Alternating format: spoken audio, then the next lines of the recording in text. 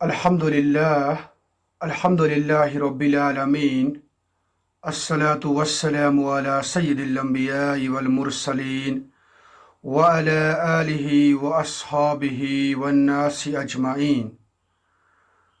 قال اللہ تبارک و تعالی فی الکلام الحکیم والفرقان المجید. فاعوذ باللہ السمیع العلیم من الشیطان الرجیم. بسم اللہ الرحمن الرحیم. یا ایہا الذین آمنوا لا تحرموا طیبات ما احل اللہ لکم ولا تعتدوا ان اللہ لا يحب المعتدین. آمنت باللہ صدق اللہ العلی العظیم. رب اشرح لی صدری ویسر لی امری واحلل عقدۃ من لسانی یفقہوا قولی. رب زدنی علما رب زدنی علما نافعا. اللہم ارنا الحق حقا وارزقنا اتباعہ وارنا الباطل باطلا وارزقنا اجتنابہ. السلام علیکم ورحمۃ اللہ. معزز سامعین کرام، درس قرآن کے سلسلے میں آج میرے اوپر سورۃ المائدہ رکوع نمبر 12 کے حوالے سے ذمہ داری عائد کر دی گئی. اللہ تبارک و تعالی سے دعا ہے کہ حق بات بولنے کی توفیق عطا فرمائے.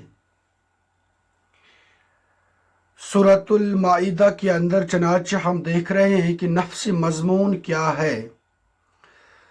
بنی اسرائیل کے اندر جو توہم پرستی کے رجحانات، جو اللہ تبارک و تعالیٰ کی نافرمانی کی روش پائی جا رہی تھی، اس کا یہاں پر تذکرہ کیا جا رہا ہے. اب اسی کے ذیل میں بعض احکامات مسلمانوں کو دی جا رہی ہیں. انہی احکامات کا سلسلہ آگے بڑھتا ہے اور اللہ تبارک و تعالی مسلمانوں سے کہتے ہیں، آیت نمبر 87، یا ایہا الذین آمنوا، اے ایمان والو، لا تحرموا طیبات ما احل اللہ لکم، حرام نہ ٹھہرا لو ان چیزوں کو جن کو اللہ نے تمہارے لیے حلال کیا ہے. اب اس آیت سے دو باتیں ارشاد ہو رہی ہیں. ایک یہ ہے کہ آپ کو خود یہ کوئی اختیار نہیں ہے کہ آپ کسی چیز کو حلال ٹھہرائیں گے اور کسی چیز کو حرام ٹھہرائیں گے. اس چیز کی طاقت اللہ تبارک و تعالی کے دست قدرت میں ہے. وہی یہ اختیار رکھتا ہے کہ ہمارے لیے کس چیز کو احسن قرار دے، کس چیز کو جائز قرار دے اور کس چیز کو ہمارے لیے ناجائز قرار دے. خود سے ہمیں کوئی اختیار نہیں ہے. رول آف دا لینڈ یہ طے کرنا اللہ تبارک و تعالیٰ کی خود کی ذمہ داری ہے. مسلمانوں کے لیے، دنیا انسانیت کے لیے، نہ صرف کھانے پینے کے معاملات میں بلکہ تمام زندگی کے معاملات میں جو کچھ بھی احکامات، قوانین یا اسی طریقے سے باقی ہدایات ہمارے لیے، مسلمانوں کے لیے، انسانوں کے لیے ٹھیک ہیں، اس کا اختیار اللہ تبارک و تعالیٰ کا ہے. اسی کے پاس ہے اس چیز کا اختیار. اس لحاظ سے فرمایا جاتا ہے کہ اے ایمان والو، تم لوگ حرام نہ ٹھہرا لو ان چیزوں کو جن کو اللہ تبارک و تعالیٰ نے تمہارے لیے حلال کر دیا ہے، یا اسی طریقے سے تم ان چیزوں کو حلال نہ ٹھہراؤ جن کو اللہ تبارک و تعالیٰ نے تمہارے لیے حرام قرار دیا ہے. دوسری بات جو اس آیت میں فرمائی جا رہی ہے وہ یہ ہے کہ بعض مذاہب کے لوگوں نے، جیسا کہ عیسائیوں کے اندر رہبانیت کی روش اختیار کی گئی تھی، اسی طریقے سے ہندوؤں کے اندر، اسی طریقے سے بودھ مذہب کے اندر ایسے اعمال اختیار کیے جاتے ہیں جن سے دنیا سے قطعی تعلق کیا جاتا ہے. دنیا بیزاری اپنے اندر اختیار کی جاتی ہے، اور کہا جاتا ہے کہ آپ تبھی اللہ تبارک و تعالیٰ کا قرب حاصل کر سکتے ہیں جب تک نہ آپ اپنے نفس کو ختم کر دیں گے۔ آپ کے اندر جو کھانے پینے کا مادہ اللہ تبارک و تعالیٰ نے رکھا ہے، یہ چیز جب تک نہ آپ ختم کریں گے تب تک آپ اللہ تبارک و تعالیٰ کا قرب حاصل نہیں کریں گے۔ یہ سراسر ایک ایسی بات ہے جس کا حکم اللہ تبارک و تعالیٰ نے نہیں دیا ہے، تو مسلمانوں سے بھی کہا جا رہا ہے کہ تم لوگ ان چیزوں سے باز آ جاؤ۔ نبی صلی اللہ علیہ وسلم کے زمانے کے اندر بھی بعض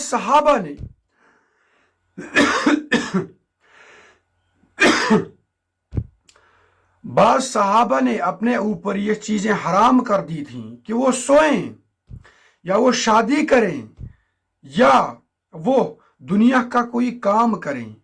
تو نبی صلی اللہ علیہ وسلم کو جب بھی صحابہ رضی اللہ تعالی علیہم اجمعین کی اس روش کے بارے میں پتہ چلا تو انہوں نے تنبیہ فرمائی اور خود کی مثال آگے پیش کر دی، فرما دیا میری طرف دیکھ لو، میں کھاتا بھی ہوں اور میں کھاتا بھی نہیں ہوں، روزے بھی رکھتا ہوں اور نہ بھی رکھتا ہوں، میں رات کو اپنی بیویوں کے ساتھ سوتا بھی ہوں اور اللہ تبارک و تعالیٰ کے حضور شب بیداری بھی کرتا ہوں۔ تو یاد رکھو، میرے حکم پر، میری روش پر جو نہیں چلے گا وہ مجھ سے نہیں ہے۔ اس لحاظ سے مسلمانوں سے کہا جا رہا ہے کہ قطعی دنیا بالکل بھی مطلوب نہیں ہے، بلکہ آپ نے اللہ تبارک و تعالیٰ کا قرب حاصل کرنا ہے اس دنیا کے اندر رہتے ہوئے۔ اس کے بعد فرما دیا جاتا ہے وَلَا تَعْتَدُوا، اور حد سے تجاوز نہ کرو۔ حد سے تجاوز کرنا یہاں پر یہ معنی رکھتا ہے کہ دیکھو، یہ حلال چیزوں کو حرام ٹھہرانا یہ آپ کے بس کی بات نہیں ہے۔ اگر آپ ایسا کریں گے تو حد سے تجاوز کریں گے۔ اسی طریقے سے حلال چیزوں کو استعمال کرنے کے اندر اسراف اور افراط بھی نہ ہو، اتنا ہی استعمال کریں جتنا آپ کو مطلوب ہو، تو ایسا بھی نہیں ہونا چاہیے۔ اسی طریقے سے اس کا یہ بھی مطلب ہے کہ آپ حلال کی سرحدوں سے باہر قدم نکال کر حرام کے حدود میں نہ داخل ہوں۔ تو یہ تین معنی اس چیز میں آتے ہیں کہ آپ حد سے تجاوز نہ کرو۔ اس کے بعد ان اللہ لا يحب المعتدین، یقیناً اللہ تبارک و تعالی حد سے تجاوز کرنے والوں کو پسند نہیں کرتا ہے۔ تو اسی طریقے سے آپ سمجھ لیجئے جیسے کہ ہم کسی ایک جانور کو رسی سے جکڑ لیتے ہیں، بند رکھتے ہیں، تو پھر اس رسی کے اندر جو دائرہ بنتا ہے اسی میں اس جانور کو چرنے کی اجازت ہوتی ہے۔ بالکل اسی طریقے سے مسلمانوں کے لیے بھی حدود اور قیود کا ضابطہ مقرر کر دیا گیا ہے۔ وہاں تک جانے کی پوری آزادی ہے مسلمانوں کو، لیکن وہاں سے باہر اگر قدم نکالیں گے تو اللہ تبارک و تعالیٰ کی نافرمانی کے شکار ہوں گے۔ اس کے بعد آیت نمبر 89، لا یؤاخذکم اللہ باللغو فی ایمانکم، اللہ تبارک و تعالیٰ تم سے مواخذہ نہیں کرے گا، تم سے نہیں پوچھے گا تمہاری ان قسموں کے بارے میں جو لغو ہوتی ہیں۔ بعض دفعہ ہم تکیے کلام کے طور پر کوئی قسم کھاتے ہیں یا کوئی ایسا قسم کھاتے ہیں جس کے پیچھے قوت ارادی نہیں ہوتی ہے، تو اللہ تبارک و تعالیٰ فرماتے ہیں کہ ان قسموں کے بارے میں اللہ تعالیٰ آپ سے کوئی گرفت نہیں کریں گے، بلکہ گرفت کس معاملے میں کریں گے؟ وَلَكِنْ يُؤَاخِذْكُمْ بِمَا عَقَدْتُمُ الْأَيْمَانِ، لیکن وہ تم سے ضرور مواخذہ کرے گا، تم سے ضرور باز پرس کرے گا ان قسموں پر جن کو تم نے پختہ کیا ہے۔ اب یہاں پر اس سے پہلے حلال اور حرام کے بارے میں فرما دیا جاتا ہے، یہاں پر قسموں کا تذکرہ کرنے سے مراد یہ ہے کہ بعض چیزوں کو کھانا اور بعض چیزوں کو نہ کھانا۔ اس معاملے میں آپ نے بعض دفعہ قسمیں کھائی ہیں، اگر آپ نے ان قسموں کو ایسے ہی کھایا ہے، تکیے کلام کے طور پر کھایا ہے، تو اللہ تبارک و تعالیٰ تم سے نہیں پوچھے گا۔ لیکن اگر تم لوگوں نے پختہ ارادہ ہو کر یہ قسمیں کھا لی ہیں، اپنے اوپر ان چیزوں کا حرام ٹھہرا لیا ہے، تو ان سے تم لوگوں کو مواخذہ کیا جائے گا۔ فکفارتہ اطعام عشرۃ مساکین من اوسط ما تطعمون اہلیکم، سو اس کا کفارہ ہے کھانا کھلانا 10 مساکین کو، اوسط درجے کا کھانا جیسے تم اپنے گھر والوں کو کھلاتے ہو۔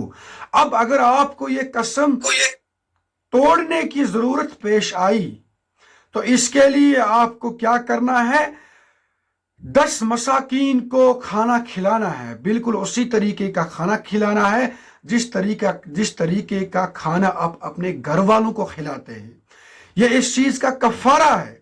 فمن لم یجد فصیام ثلاثۃ او کسوتہم، یا ان 10 مساکین کو کپڑے پہناؤ، یہ بھی اس چیز کا کفارہ ہے۔ او تحریر رقبہ، یا کسی غلام کو آزاد کرو۔ فمن لم یجد فصیام ثلاثۃ ایام، پھر اگر کوئی ان چیزوں کی استطاعت نہ رکھتا ہو تو وہ 3 دن کے روزے رکھے۔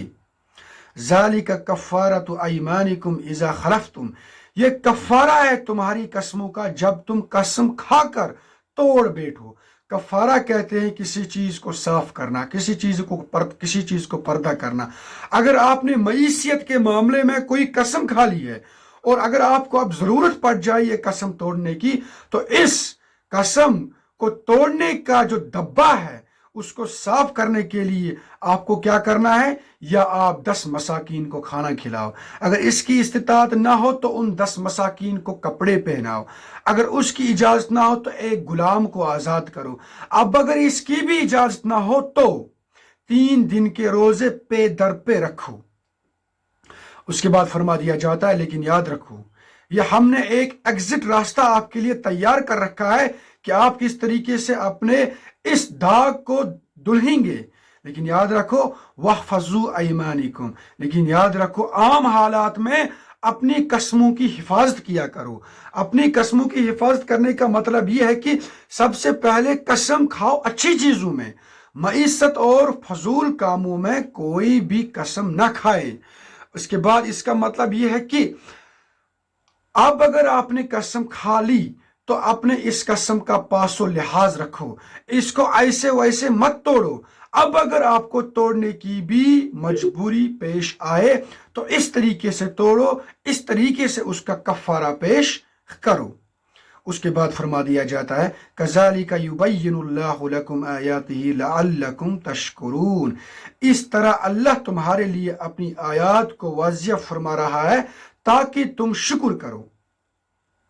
اب اس کے بعد شراب اور جوئے کی حرمت کے بارے میں مزید اور آخری احکامات وارد ہوتے ہیں۔ آیت نمبر 90، یا ایہا الذین آمنوا، اے ایمان والو، انما الخمر، یقیناً شراب، والمیسر اور جوا، والانصاب اور بت یا آستان، والازلام اور پانسے، رجزم من عمل الشیطان، یہ سب شیطانی کام ہیں، فاجتنبوہ، پس ان سے بچتے رہو، لعلکم تفلحون، اگر تم فلاح پانا چاہتے ہو۔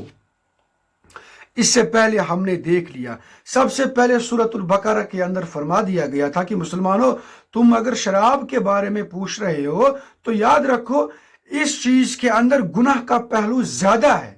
ہو سکتا ہے کوئی فائدہ بھی اس میں ہوگا آپ کے لیے، لیکن گناہ کا پہلو زیادہ ہے، بہتر ہے اس چیز سے بچو۔ اس کے بعد مزید ایک اور سٹیپ آگے بڑھا دیا جاتا ہے سورۃ النساء میں، جب وہاں پر فرما دیا جاتا ہے کہ اب تم لوگ شراب کی حالت میں نماز کے قریب نہ بھٹکو۔ اب اس کے اندر آخری حکم، آخری فیصلہ فرما دیا جاتا ہے کہ رجس من عمل الشیطان فاجتنبوہ، یاد رکھو یہ جو شراب کا معاملہ ہے بالکل اس چیز سے اب تم لوگ پرہیز کرو، یہ چیز ہم نے آپ کے لیے حرام کر دی ہے۔ بلکہ اگر دیکھا جائے خمر کا لفظ ان تمام چیزوں پر صادق آتا ہے جن سے انسان کو کوئی بھی نشہ چڑھ جائے۔ ہر نشہ آور چیز حدیث کی روح سے خمر ہے، اور اللہ تبارک و تعالیٰ نے ہر نشہ آور چیز کو مسلمانوں کے لیے حرام قرار ٹھہرایا ہے۔ اس کے بعد والمیسر اور جوا، میسر اصل میں ہم کہہ سکتے ہیں ان تمام کاموں کو، ان تمام کھیلوں کو، ان تمام ذرائع کو جن میں اتفاقی امور کی کمائی ہوتی ہو یا قسمت کی بنیاد پر کوئی کمائی ہوتی ہو، اس کو ہم کہہ سکتے ہیں میسر۔ بلکہ اس میں لغت کے اعتبار سے اگر ہم دیکھیں گے تو میسر کا لفظ اس کمائی پر بھی ہوتا ہے جس کے عوض انسان نے کوئی سروس ڈیلیور ہی نہیں کوئی کی ہوگی۔ مفت میں آپ نے کوئی چیز کما لی ہے، اس کا اطلاق یا اس کا معنی بھی میسر کے زمرے میں آتا ہے۔ اسی کے ذیل میں رشوت، چوری، دغا بازی، سٹہ بازی بھی آتی ہے، کیونکہ اس کے بیک گراؤنڈ میں انسان نے کوئی بھی سروس ڈیلیور نہیں کی ہوتی ہے۔ ایک انسان رشوت کھاتا ہے، وہ کوئی کام کرنے کے عوض ایکسٹرا پیسے مانگ رہا ہے، سرکار نے اس کو ایک آفس میں بٹھایا ہے اور اس آفس میں وہ کام کرتا ہے، اس کام کے عوض سرکار اس سے پیسے دیتی ہے، تنخواہ دیتی ہے، لیکن اس کے باوجود ایسے افراد عام لوگوں سے کوئی کام کرنے کے عوض مزید پیسہ مانگتے ہیں۔ یہ جو وہ مزید پیسہ مانگتے ہیں، ان پیسوں کے عوض وہ کوئی سروس ڈیلیور کرتے ہی نہیں ہیں۔ دیٹس وائی اس چیز کو اللہ تبارک و تعالی نے حرام ٹھہرا لیا ہے۔ دیکھیے، انسان جو کوئی بھی کام اس دنیا کے اندر کرے گا، وہ کوئی بھی چیز اگر کمائے گا، پیسہ کمائے گا، عزت کمائے گا، رسوخ کمائے گا، اس کے عوض انسان کو کوئی نہ کوئی کام ڈیفینیٹلی کرنی چاہیے، نہیں تو وہ ایسے ہی بنا کوئی کام کیے ایسی چیزیں خریدتا ہے جس کی اللہ تبارک و تعالی قطعی طور پر اجازت نہیں دیتا ہے۔ اس لحاظ سے ان تمام امورات کا جو ان کے جو معنی ہیں وہ میسرہ کے زمرے کے اندر بھی آتے ہیں۔ اس کے بعد فرما دیا جاتا ہے والانصاب، اور بت، اور ایسے بت جو کسی خاص جگہ پر قائم کیے جاتے ہیں اور اس کے بعد ان بتوں پر کوئی قربانی کی جاتی ہے، یا اس کا مطلب ایسے تمام استان، ایسے تمام وہ جگہیں ہیں جہاں پر غیر اللہ کی پرستش کی جاتی ہو، یا جہاں پر غیر اللہ کے لیے، اللہ تبارک و تعالی کے بغیر باقی انسانوں کے لیے، اموات کے لیے، جاندار یا بے جانوں کے لیے ان کا قرب حاصل کرنے کے لیے کوئی قربانی کی جاتی ہو، تو ایسی جگہ بھی اللہ تبارک و تعالی نے حرام قرار دی ہیں۔ اس کے بعد فرما دیا جاتا ہے والازلام، اور پانسے۔ ازلام عربی زبان میں پھال گیری اور قرع اندازی کی اس صورت کو کہتے ہیں جو مشرکانہ عقائد پر اور وہمیات پر مبنی ہوتی ہیں۔ عربوں کے ہاں ایک عام روش یہ ہوتی تھی کہ وہ، میری آواز آپ تک پہنچ رہی ہے؟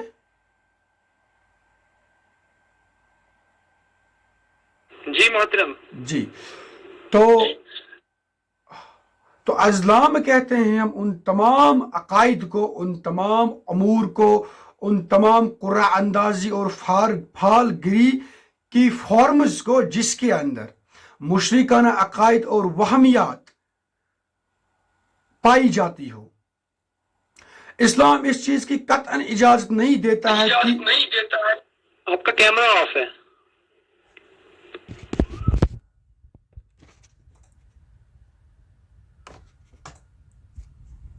کیمرہ میرا آن، معذرت چاہتا ہوں، کچھ ٹیکنیکل ایررز آ رہے تھے جس کی وجہ سے آپ سے رابطہ منقطع ہوگا۔ پھر سے ہم شروع کرتے ہیں۔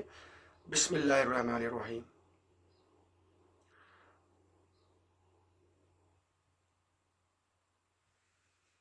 آیت نمبر 90 کے حوالے سے ہم دیکھ رہے تھے کہ اللہ تبارک و تعالی فرماتے ہیں کہ اے اہل ایمان، ہم نے تمہارے لیے شراب کو یا ان چیزوں کو جن سے نشہ چڑھتا ہو، اس کے بعد میسرہ کو، جوے کو، اس کے بعد والانصاب، उन जगहों को जहाँ पर गैरुल्लाह की इबादत की जाती हो, गैरुल्लाह की खातिर नज़र और नियाज किया जाता हो।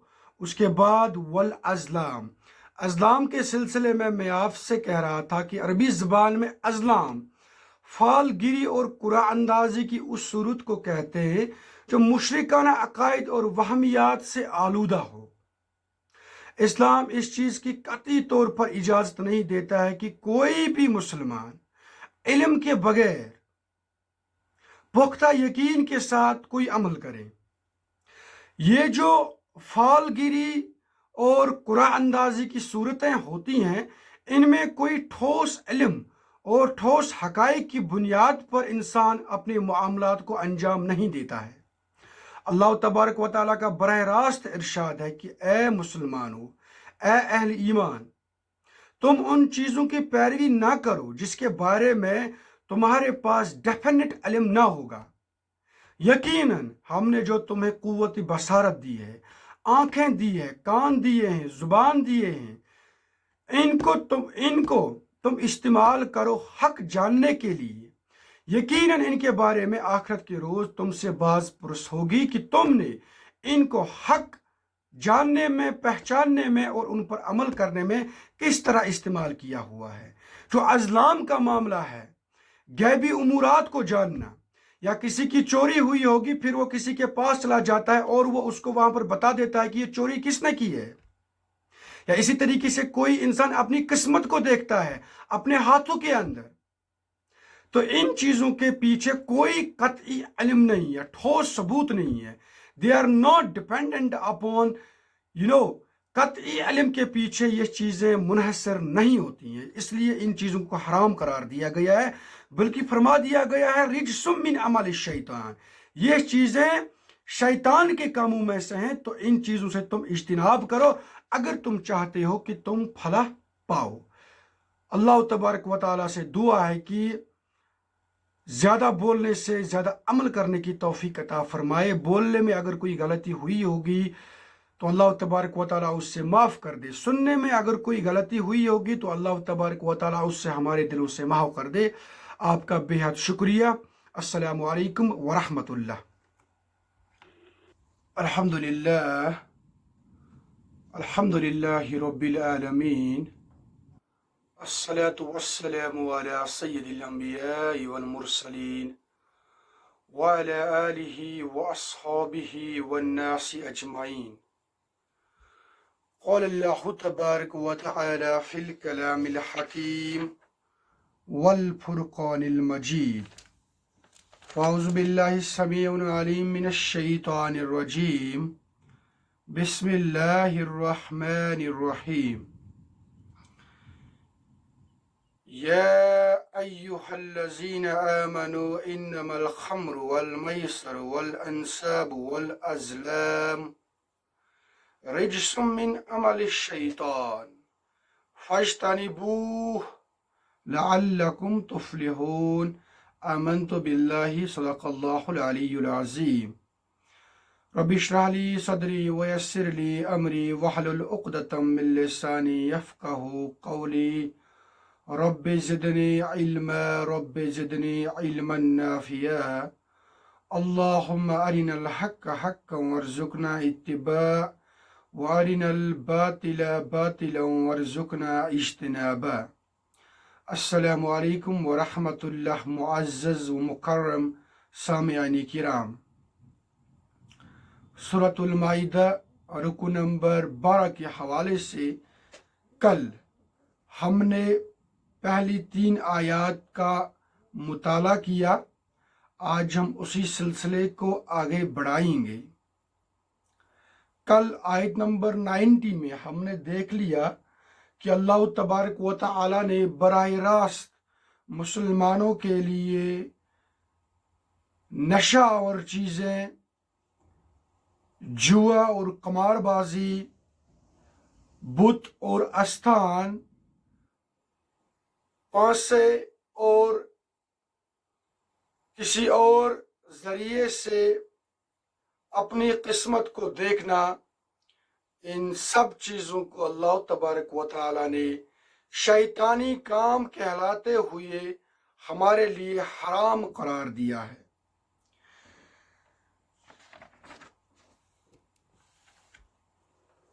इस्लाम एक ऐसा मजहब है, एक ऐसा दीन है, ऐसा निज़ाम ज़िंदगी है जिसमें तकरीब कारी नहीं है। अपनी बासत के वक्त भी इस्लाम ने एक मुदब्बिराना अंदाज में लोगों की इस्लाह की, और ख़ासकर उन मामलों में, उन कबीहात में जो सोसाइटी के अंदर रासिक हो चुकी थी। चनाचा हमने देख लिया, इससे पहले सूरतुल बकरा में शराब के बारे में ही कहा गया था कि लोग, ए नबी सल्लल्लाहु अलैहि वसल्लम, आपसे शराब के बारे में पूछते हैं तो आप उनसे कहिए कि इसके अंदर गुनाह का पहलू ज्यादा है। हो सकता है इसके अंदर कोई फायदा भी होगा, लेकिन उसके मुकाबले में गुनाह का पहलू इसके अंदर ज्यादा है। कुछ वक्त गुजरा, उसके बाद एक और हुक्म वारिद हुआ सूरतुन निसा में, जिसमें कहा गया कि जब तुम लोग नशे की हालत में हो तो नमाज के करीब मत जाओ। थोड़ा बहुत और वक्फा गुजर गया और अब यहां पर कहा गया कि बिल्कुल इस चीज से अब तुम लोग रुक जाओ, अब इस चीज की कतन कोई इजाजत नहीं है। चनाचे शराब अरब के माशरे के अंदर एक ऐसी खराबी थी जो कि सोसाइटी के अंदर रासिक हो चुकी थी। अगर नबी सल्लल्लाहु अलैहि वसल्लम बराह रास्त उस पर नश्तर चलाते, उसको सोसाइटी से दफा करते, उसकी बराह रास्त मजम्मत करते, तो ये दाऊद की जो हिकमत है उसके मुनाफी जाता, उसके खिलाफ जाता। आज भी हमारे जो वाइज़ीन हैं, मुबल्लिगीन हैं, उन्हें चाहिए कि खुतबा देते वक्त, तकरीर करते वक्त बराह रास्त लोगों के जज्बात को मजरू ना करें। हो सकता है लोगों के अंदर वाकई में कोई ऐसा उन्सर पाया जाता हो जो कि अल्लाह की नाफरमानी पर मबनी हो, लेकिन अगर आप देख रहे हैं कि इस नाफरमानी की जो जड़ें हैं वो निहायत ही गहरी हैं, और इस नाफरमानी ने लोगों को मुख्तलिफ अंदाज में जकड़ा है, अगर आप इसके खिलाफ नबरत आजमा हो जाएंगे तो हो सकता है आपको किसी किस्म की मजम्मत करनी पड़े, या सोसाइटी के अंदर आपके खिलाफ एक ग्रुप पैदा हो सकता है, या इससे सोसाइटी के अंदर निज़ाम दरहम बरहम हो सकता है। तो तदरीजी अंदाज इख्तियार कीजिए। जिस तरीके से शराब और जुए के सिलसिले में तदरीजी अंदाज इख्तियार किया गया है, पहले लोगों के अंदर उन चीज़ों की कराहत डालिए, इशारों और किनाइयों में उसकी मजम्मत करें, फिर मौका और महल को देखते हुए मुनासिब अंदाज में फिर आप उसकी कतई तौर पर मजम्मत करें और उस बीमारी को सोसाइटी से बिल्कुल बाहर निकालने के लिए आगे बढ़िए। अब यहां पर जबकि कहा गया है कि ये चीजें और ये चीजें आपके लिए हराम करार दी गई हैं, आगे फरमा दिया जाता है क्यों हराम कर दी गई है। इन्नमा युरीदु शैतान अन युक़िया बैनकुमुल अदावत वल बग़ज़ा फिल खम्रि वल मैसर। कहा जाता है कि शैतान तो ये चाहता है कि तुम्हारे दरमियान दुश्मनी और बुग़्ज़ पैदा कर दे शराब और जुए के जरिए से। चनाच मॉडर्न साइंस ने इस चीज को बिल्कुल प्रूव कर दिया। इस तरीके से शराब के अंदर इतनी नेगेटिविटीज हैं, शराब के अंदर उस किस्म के एलिमेंट्स होते हैं कि यह इंसान की सेहत के लिए, इंसान की दिमागी सेहत के लिए, जिस्मानी सेहत के लिए कितनी खतरनाक और कितनी बुरी चीज है। उसके बाद जुए के सिलसिले में भी ये बात बिल्कुल वाजिया हो जाती है कि ये सोसाइटी के अंदर किस तरीके से एक इम्बैलेंस क्रिएट करता है। एक शख्स महज कोई काम किए विदाउट डिलीवरिंग ही सर्विसेज, रातों रात بڑا بن جاتا ہے. تو اس سے سوسائٹی کے اندر ایک امبیلنس کریٹ ہو جاتی ہے. کل کا کوئی لونڈا ہوتا ہے. آج کل موبائل فون کے اندر بھی سٹہ بازی کی کئی ساری اپلیکیشنز آتی ہیں. خصوصاً جب ہندوستان کے اندر IPL کا ٹورنامنٹ چلتا ہے اس دوران سٹے بازی کی مختلف اپلیکیشنز سامنے آ جاتی ہیں. اور اس کے اندر ہم نے دیکھ لیا کوئی نوجوان ہوتا ہے, اسے 2 وقت کی روٹی بھی اچھے سے نصیب نہیں ہوتی ہے, راتوں رات وہ کروڑ پتی بن جاتا ہے. سیدھی سی بات ہے, سوسائٹی کے اندر یہ چیز کتنی امبیلنس کریٹ کرتی ہے. دیٹس وائی اللہ تبارک و تعالیٰ نے فرما دیا ہے کہ یہ آپ کے اندر بغض اور دشمنی پیدا کر دے گا. اور اس کی ایک اور قباحت کیا ہے؟ وَيَصُدَّكُمْ عَنْ ذِكْرِ اللَّهِ وَعَنِ الصَّلَاةِ. اور یہ جو شیطان ہے یہ مزید یہ بھی چاہتا ہے کہ تمہیں روکے اللہ کی یاد سے اور نماز سے. چنانچہ شراب اور جوا دونوں کے اندر یہ پرابلم ہے, یہ قباحت ہے کہ یہ انسان کے ٹائم کو بھی ضائع کرتا ہے. اس کے بعد انسان کی جو عقل ہے وہ بھی صحیح ڈھنگ پر نہیں رہتی ہے, صحیح ڈھنگ پر نہیں سوچتی ہے.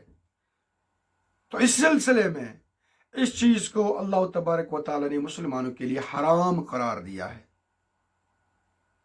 فَهَلْ أَنْتُمْ مُنْتَهُونَ. اب بالکل یہاں پر خطرناک رخ اختیار کیا جاتا ہے.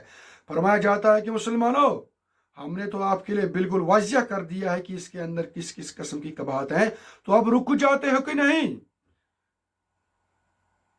اسلامی نظام کے اندر بھی حکمران کو اس بات کی پابندی کرنی چاہیے کہ کسی بھی طرح سے شراب کی کوئی بھی شک سماج میں نہ پاتی ہو. حدیث پاک کے اندر بھی شراب کے حوالے سے جتنی بھی ایکٹیویٹیز ہیں ان پر بھی قطعی طور پر لعنت قرار دی گئی ہے. ابن عمر رضی اللہ تعالی عنہ کی روایت ہے کہ حضور صلی اللہ علیہ وسلم نے فرمایا اللہ تعالیٰ نے لعنت فرمائی ہے شراب پر, اس کے پینے والے پر, پلانے والے پر, بیچنے والے پر, خریدنے والے پر, کشیدہ کرنے والے پر, کشیدہ کرانے والے پر, اور دوہ کر لے جانے والے اور اس شخص پر جس کے لیے وہ دوہ کر لی جاتی ہے. تو اس سلسلے میں شراب کے حوالے سے اب ہم کہہ سکتے ہیں کہ جوے کے حوالے سے, اب ہم کہہ سکتے ہیں کوئی بھی اللہ کی نافرمانی کی جو عمل ہے اس کے حوالے سے کوئی بھی شخص ہو کسی بھی طرح کا کوئی وہ مدد اس کام میں کرتا ہوگا, اللہ تبارک و تعالیٰ ان تمام افراد سے بیزار ہے. اس لیے فرما دیا جاتا ہے کہ رک جاؤ. اب ہم دیکھتے ہیں کہ جیسا کہ میں نے ابھی آپ سے کہا کہ تدریجی عمل اختیار کرنی ہوتی ہے اصلاح کے حوالے سے. تو جب یہ حکم وارد ہوا تو مدینہ کی گلیوں کے اندر شراب اس طریقے سے بہہ گیا کہ لگتا تھا کہ کوئی سیلاب آ گیا ہے, کیونکہ مسلمانوں کی تربیت اس نہج پر اس ڈھنگ پر کی گئی تھی کہ اب وہ بالکل ریڈی تھے اس چیز کو یکسر چھوڑنے کے لیے. اس کے بعد آیت نمبر 92 وَأَطِیعُوا اللَّهَ وَأَطِیعُوا الرَّسُولَ وَاحْذَرُوا. اور اطاعت کرو اللہ کی اور اطاعت کرو اس کے رسول صلی اللہ علیہ وآلہ وسلم کی, اور ان کی نافرمانی سے بچتے رہو. فَإِن تَوَلَّيْتُمْ. پھر اگر تم پیٹھ موڑ لوگے, فَاعْلَمُوا. تو جان لو, انما علی رسولنا البلاغ المبین. کہ ہمارے رسول پر تو ذمہ داری ہے بس صاف صاف پہنچا دینے کی. اصلاح کے حوالے سے بھی, اصلاح کے کام کے حوالے سے بھی بعض دفعہ ہمارے جو مصلحین ہیں یہ ان پر غصہ طاری ہوتا ہے, ان کے اندر وہ حکمت کا پہلو غائب ہو جاتا ہے اور یہ لوگوں کو کوستے رہتے ہیں, یہ جذبات میں بہک جاتے ہیں. نہیں, بالکل ایسی بات مطلوب نہیں ہے. ایک مصلح کو, ایک وائز مبلغ اور خطیب کو چاہیے کہ بڑے موافقانہ انداز میں اللہ تبارک و تعالیٰ کی بات کو سامنے رکھیں، جذبے کے ساتھ، امید کے ساتھ کہ لوگ اپنی اصلاح کریں گے۔ لیکن یہ چیز بالکل بھی مطلوب نہیں ہے کیا ان کے پیچھے یا ان کی جو باقی قبیحات ہیں یا ان کو کوسو گے، ان پر اپنے غصے کو ظاہر کرو گے، ان کی برائیاں اور خامیاں سامنے رکھو گے، بالکل یہ بات مطلوب نہیں ہے۔ یہی بات نبی صلی اللہ علیہ وسلم سے بھی کہی جا رہی تھی کہ اے نبی صلی اللہ علیہ وسلم، بالکل ایک وائز جو ہوتا ہے، مسلح جو ہوتا ہے، اس کے دل کے اندر تڑپ ہوتی ہے۔ جس طریقے سے نبی صلی اللہ علیہ وسلم کے اندر تڑپ تھی، اس طرح کی تڑپ تھی کہ اللہ تبارک و تعالیٰ نے ان سے کہا کہ اے میرے نبی، معلوم ہوتا ہے کہ آپ شاید اپنے آپ کو بالکل ان لوگوں کے پیچھے قربان کر دیں گے۔ یہ چیز مطلوب نہیں ہے۔ مطلوب کیا ہے؟ انما علی رسولنا البلاغ المبین، آپ کی تو یہ ذمہ داری ہے کہ آپ بس صاف صاف پہنچا دینے والے ہیں۔ اس کے بعد اگلی آیت جو ہے اس میں یہ فرما دیا جا رہا ہے کہ اگر اب کسی شخص نے اس سے پہلے ایسا کوئی کام کیا ہے تو اس کے ساتھ کون سا معاملہ ہوگا۔ آیت نمبر 93، لیس علی الذین آمنوا وعملوا الصالحات، ان لوگوں پر جو ایمان لائے اور نیک عمل کیے کوئی گناہ نہیں ہے۔ جناح فی ما طعموا، اس سے پہلے جو وہ کھا پی چکے ہیں، یعنی کہ اس سے پہلے اس طریقے کا قطعی حکم ابھی وارد نہیں ہوا تھا، تو اس سلسلے میں اگر کسی شخص نے شراب کے حوالے سے، جوئے کے حوالے سے اگر کوئی کام کیا ہے تو اللہ تبارک و تعالیٰ اس سے معاف کر دیں گے۔ چنانچہ کوئی بھی مسلمان جب اپنے گناہ سے تائب ہو کر توبہ کرتا ہے تو حدیث کی روح سے وہ بالکل ایسا ہی ہے کہ جیسا اس شخص نے کوئی گناہ کیا ہی نہیں ہے۔ اسی طریقے سے اب اگر یہاں پر مسلمانوں نے یا ان اشخاص نے جو اس سے پہلے یہ کام کیا کرتے تھے، انہوں نے توبہ کی اور وہ دور رہے، تو وہ بالکل ایسی بات ہے کہ انہوں نے کوئی گناہ نہیں کیا ہے اور وہ اس چیز سے بری ہیں کہ انہیں مزید کوئی باز پرس ہو۔ اس کے بعد فرما دیا جاتا ہے اذا متقوا وآمنوا، جب تک وہ تقوی کی روش اختیار کیے رکھیں اور ایمان لائیں، وعملوا الصالحات، اور نیک عمل کریں، ثم اتقوا، پھر مزید تقوی اختیار کریں، وآمنوا، اور ایمان لائیں، ثم اتقوا واحسنوا، اور پھر تقوی اختیار کریں اور تقوی میں آگے بڑھ جائیں اور درجہ احسان پر فائز ہو جائیں۔ واللہ یحب المحسنین، اور اللہ تعالی محسنوں سے محبت کرتا ہے۔ یہاں پر یہ آیت اصل میں اطاعت کے درجے بیان کرتی ہے اور اس کی تشریح حدیث جبریل کے اندر بھی نہایت ہی اچھے سے ہوتی ہے۔ چنانچہ پہلے کہا گیا ہے کہ جب تک وہ تقوی کی روش اختیار کیے رکھیں اور ایمان لائیں اور نیک عمل کریں، یہ چیز اسلام کہلاتا ہے۔ یعنی کہ کسی شخص سے ظاہر میں جو چیز نمایاں ہوتی ہے اس سے ہم کہتے ہیں کہ اس نے اسلام لایا۔ جیسا کہ حضرت جبریل علیہ السلام ایک دفعہ انسانی شکل میں نبی صلی اللہ علیہ وسلم کی خدمت میں حاضر ہوئی اور سوال کیا کہ اے نبی صلی اللہ علیہ وسلم، مجھے اسلام کے بارے میں کچھ کہیے۔ تو نبی صلی اللہ علیہ وسلم نے فرمایا، اسلام یہ ہے کہ تم اس بات کی گواہی دو کہ اللہ کے سوا کوئی معبود نہیں اور محمد الرسول اللہ اللہ کے برگزیدہ پیغمبر ہیں، نماز قائم کرو، زکوٰۃ ادا کرو، رمضان کے روزے رکھو اور بیت اللہ کا حج کرو۔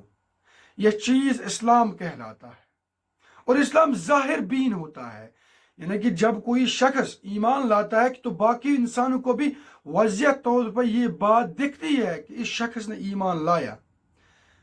لیکن اس کے بعد اس کا ایک اور درجہ ہے اور بہترین درجہ ہے، آگے کا سٹپ ہے، وہ کیا ہے؟ ثم اتقوا، مزید تقوی اختیار کرو۔ ثم اتقوا وآمنوا، اور مزید ایمان لاؤ۔ اس کے بعد حضرت جبریل علیہ السلام نے مزید سوال کیا کہ اے نبی صلی اللہ علیہ وسلم مجھے ایمان کے بارے میں کچھ بتا دیجئے۔ تو نبی صلی اللہ علیہ وآلہ وسلم نے فرمایا ایمان یہ ہے کہ تم اللہ پر ایمان لاؤ، اس کے فرشتوں پر ایمان لاؤ، اس کی کتابوں پر ایمان لاؤ، اس کے رسولوں پر ایمان لاؤ، یوم آخر پر ایمان لاؤ، اور تقدیر کی اچھائی اور برائی پر ایمان لاؤ۔ اب یہ جو چیزیں ہیں، ایمان کی جو کیفیات ہیں، یہ انسان کے دل کے ساتھ زیادہ وابستہ ہوتی ہیں۔ کوئی بھی انسان کسی دوسرے انسان کی جو ایمانی لیول ہے اس کو جج یا چیک نہیں کر سکتا ہے۔ یہی بات اسلامی حکومت کے لیے بھی ثابت ہوتی ہے کہ وہ اسلام کی بنیاد پر اپنی رعایا کے ساتھ معاملہ کر سکتا ہے، لیکن ایمان کا جو معاملہ ہے یہ ہم کسی کا ناپ نہیں سکتے ہیں۔ اس کے بعد حضرت جبریل علیہ السلام نے مزید سوال کیا اے نبی صلی اللہ علیہ وسلم مجھے احسان کے بارے میں کچھ بتائیے، جس طریقے سے یہاں پر کہا گیا ہے ثم اتقوا، مزید تقوی میں آگے بڑھو، اور اس درجے تقوی میں آگے بڑھو واحسنوا، کہ آپ درجہ احسان پر فائز ہو جاؤ۔ تو جب نبی صلی اللہ علیہ وسلم سے سوال کیا گیا کہ احسان کیا ہے، تو نبی صلی اللہ علیہ وسلم نے فرمایا اب آپ ایمانی لیول میں آگے بڑھیں گے اور آپ کے اندر یہ کیفیت پیدا ہوگی اپنا کوئی بھی کام کرتے وقت کہ تم اللہ کی عبادت اس طرح کرتے ہو کہ گویا اللہ تمہیں دیکھ رہا ہے۔ اب اگر یہ کیفیت آپ کے اندر پیدا نہ ہو تو کم سے کم آپ کے اوپر یہ کیفیت پیدا ہونی چاہیے کہ آپ اللہ کو دیکھ رہے ہیں۔ تو اس سلسلے میں یہ جو سٹپ ہے، لاسٹ سٹپ ہے ایمان کا، اس میں ایمان عین الیقین، حق الیقین کے طور پر راسخ ہو جاتا ہے، اور انسان کو اللہ تبارک و تعالیٰ کے ساتھ اپنا تعلق اس طرح کا لگتا ہے کہ گویا اللہ تبارک و تعالیٰ اس سے براہ راست دیکھ رہے ہیں، گویا اللہ تبارک و تعالیٰ کی مرضی کے مطابق ہی انسان اپنی زندگی چلاتا ہے۔ پھر حدیث میں فرما دیا گیا ہے کہ جب آپ اس ایمان کی اس لیول تک پہنچ جاتے ہیں تو آپ دیکھتے تو اپنی آنکھ سے ہیں، لیکن یہ آنکھ وہی دیکھتی ہے جو اللہ تبارک و تعالیٰ چاہتے ہیں۔ آپ کے جو کان ہیں یہ تو آپ کے خود کے ہیں، سنتے تو آپ ہیں، لیکن یہ وہی کچھ سنیں گے جو اللہ تبارک و تعالیٰ چاہیں گے، جو اس سے پسند ہوں گے۔ آپ کی زبان ہے، یہ بظاہر تو آپ کی خود کی زبان ہے، لیکن اس زبان سے وہی کلام نکلے گا جو اللہ تبارک و تعالیٰ کو پسند ہے۔ آپ کے جو ہاتھ ہیں یہ تو بظاہر آپ کے ہیں، اس سے آپ خود کا فائدہ حاصل کر رہے ہیں، لیکن یہ وہی فائدہ حاصل کریں گے جو اللہ تبارک و تعالیٰ کو پسند ہوگا۔ آپ کی ٹانگیں ہیں، یہ بظاہر آپ خود استعمال کرتے ہیں اپنی منفعت کے لیے، اپنے فائدے کے لیے، لیکن یہ اسی سمت میں چلیں گے جس سمت میں اللہ تبارک و تعالیٰ ان ٹانگوں کا چلنا پسند کریں گے۔ تو یہ وہ لیول ہے کہ جہاں پر انسان کا پورا جسم، انسان کی پوری نفسیات، انسان کا پورا عقیدہ، انسان کی پوری تمام اعمال اسی سمت میں چلتی ہیں جس سمت میں اللہ تبارک و تعالیٰ کو یہ مطلوب اور مقصود ہوتی ہیں۔ اللہ تبارک و تعالیٰ اس کے بعد فرماتے ہیں واللہ یحب المحسنین، تو یاد رکھو اللہ تبارک و تعالیٰ محبت کرتے ہیں انہیں محسنوں سے۔ اسی درجہ احسان پر جو لوگ فائز ہو جاتے ہیں اللہ تبارک و تعالیٰ ان سے بے حد محبت کرتے ہیں۔ تو یاد ہو جائے کہ اللہ تبارک و تعالیٰ جس سے محبت کرے گا اسے کسی چیز کی کوئی بھی فکر نہیں رہتی ہے۔